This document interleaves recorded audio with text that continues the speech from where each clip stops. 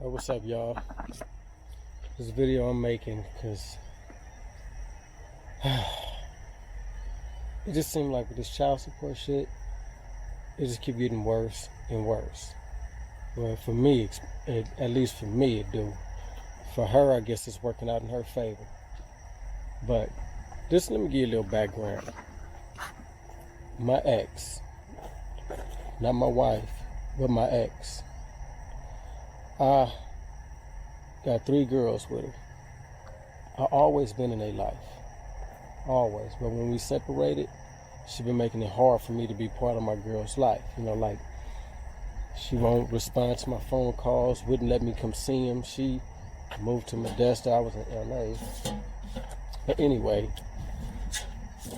I'm not going to go through all the history of the shit. Just want to say I always been a part of my girl's life, always. They know who daddy is. Let's put it like that. They know who daddy is. But, you know, we're going through this child support bullshit, and we went to court for custody. You know, we went to custody court. And we got joint, legal, physical, and sole custody of our daughters. And since we live 366 miles away from each other, the judge had set that we meet halfway, which is 186 miles. Like 186, yeah, about 186 miles. And that pretty much made it like instead of me driving 3.5 hours, one to go pick them up all the way from Stockton, I would drive like an hour and a half. She'd drive like an hour and a half, give or take a few minutes or whatever. But what had happened is with the, let me try to get some more light. I gotta get in some more light. But what had happened was this. Let me set my camera up. Sorry, y'all. Let me set this camera up. Alright, so what had happened was this. With this COVID shit started, she stopped coming to the halfway point for us to meet to pick up our kids, to switch our kids. So she stopped coming. And I tried to take her back to court, set a court date, and when that court date came, 2 months later, they called me like a week before and canceled it because of the COVID bullshit. Said that they wasn't seeing family matter cases right now, only serious cases like murder or whatever. That's what the clerk from the court building told me. Stockton Court. That's what the clerk told me. So she told me I had to refile, and hopefully the next court date that I'd be able to get in court. So I refiled, I think, what was it, fucking papers, a 305 F form or some shit, whatever it is. I filed those paperwork again. I had to pay everything all over again. I had to resubpoena her, and got a letter in the mail saying that they wasn't going to be able to see the case right now. They wasn't taking on the cases. But I had an option to do a video conference. So I'm like, a fucking video conference? Now keep in mind, I'm paying child support. Like, it's $600 a month now. They just reduced the shit. So $600 a month. I went to child support court to speak to a judge about this, and I showed the judge our court order. I showed the judge what I'm spending on just driving to pick them up from Stockton. That shit cost me like $300 something just to drive to Stockton and back home. That's a 13-hour trip a day. So I explained to the judge the safety issue that I'm having with that, because I'm not a truck driver. I get tired. I'm risking having an accident, falling asleep on the road with my kids in the car. I explained to the judge that she lied about coming to meet me halfway, said she had to work, and showed the judge I printed the text message out on Legal Text Collector, an app that I got. Printed those conversations out that we had via text message. Gave all that to the child support judge. And I even mentioned, I'm not saying everybody, but it's a lot of people out here that's doing fraud through child support just so they could get money. The judge waived all that shit. Told me, well, that's not her problem. I would have to go to take her to family court for that. We was here for child support. And I'm trying to explain to the judge, she not allowing me to be with my daughter. She not allowing me the time I need to be with my daughters. If she don't answer my phone calls, what am I to do? What am I to do? Judge said, well, you have to go and you have to make a complaint with Stockton Police Department. It's just inconvenient, right? So, anyway,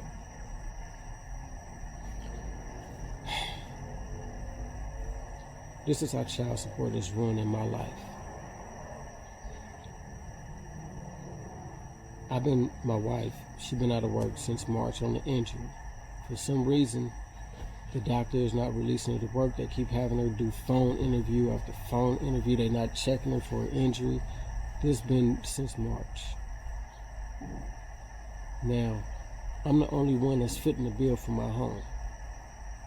Until my wife get back to work, I gotta foot the bill. Everything is going to the house. Everything that I get. And it's getting to the point now to where I'm gonna have to start making some sacrifices. And I say it's ruining my life because they don't care if I lose my home,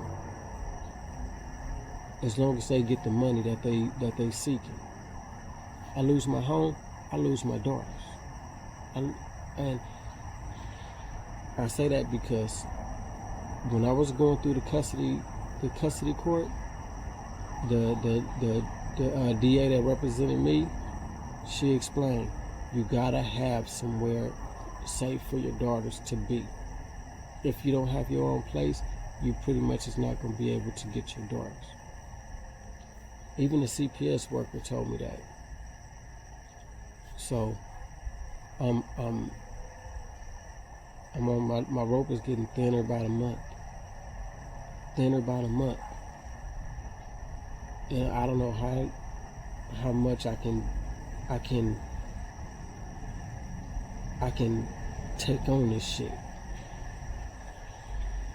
And when I do these videos, I be 100. I don't hide shit. I tell it just like it is. I'm at the end of my rope with this shit. And so I the other day, I called the child support case manager, and I explained to her, child support is in control of my health insurance. I need to change my health insurance because I pay almost $500 a month in health insurance. A plan they chose for me. And I was explaining to her I could get the same exact coverage for a little over $100 a month. And she told me they don't control my health insurance. True story. She told me they don't control my health insurance.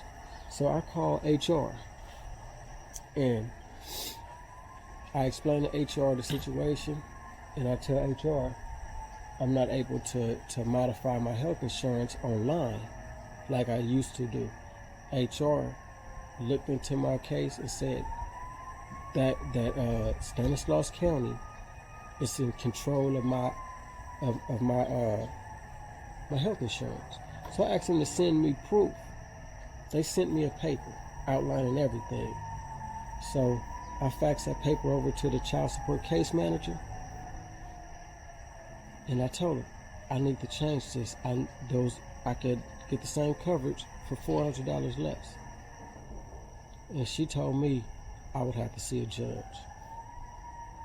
So I said, okay, I want to make an appointment to see the judge. 6 months. 6 months. The earliest time she could get me in is 6 months from now. Thanksgiving is right around the corner. Christmas is right around the corner. The New Year is right around the corner. This is where it hit home. I can't have a traditional Thanksgiving like we used to. I can't afford it. I can't sit at the kitchen table on Thanksgiving with my son, my daughters, my wife, and eat and just have a family dinner on Thanksgiving. I can't buy my son nothing for his 18th birthday. Nothing. Every dime that I get go to keeping the house and the bills paid and gas to get to work. I can't buy my wife, my son, my daughters, my mother, nobody, nothing, not even a Christmas card, because of child support.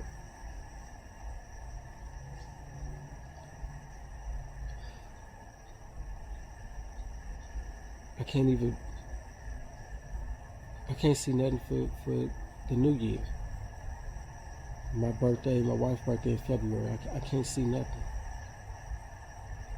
I'm projecting not being able to do none of that. Is that fair to us? Is that fair to us that want to be fathers with our children, that want to be part of our children, that love our children to death? All because I don't know why she do what she do. I don't know why she do what she do. And I really tried with her. Really tried. She won't even answer my phone calls now, my text messages, nothing. I'm willing to go to Stockton and pick my daughters up at this point because I want to be with them that much. You know, my daughters, they room is right there. When I go pick them up, they're always excited. Always excited. The last time I picked them up was in July. And I kept them for 3 weeks. So it's not like they don't know Daddy. It's not like they don't know that they got a home here. She don't work. She don't have her own place. She's staying with somebody that could put her out at any time. But every time we go to court, every time I call CPS, whenever she high out of her mind, not on weed, she always tends to slip through the cracks. Every single time we go to court, she always tends to slip through the cracks. I've been knowing her for about 10 years. She never had a job. Always been on welfare or welfare, whatever the fuck. But I'm just like, this shit ain't fair. And I know I'm not the only one that's in this position. You know, so I'm gonna close with this. I'm never the type to stay down. I always, since I was little, I was always the one that excelled. Always. I always rose above whatever issues I had. I was always a hustler. And I left the illegal life alone. That's where I made all my money. I left that shit alone. It wasn't selling crack or no bullshit like that. No. But I did illegal shit to make money. I'm gonna be real. I used to. But since I left that life alone, living an honest life is hard. But I love it. And you know what? I don't look back. I don't regret nothing, none of that. I rather live the life that I'm living now. I just don't like the bullshit that come with it as far as child support. Yeah. Yeah, I cut them. As soon as I finish with the interior in this Escalade. But I'm gonna beat this shit. I'm gonna find a way to beat this shit. I'm gonna beat this system, I guarantee you. Till my next video, I'm out.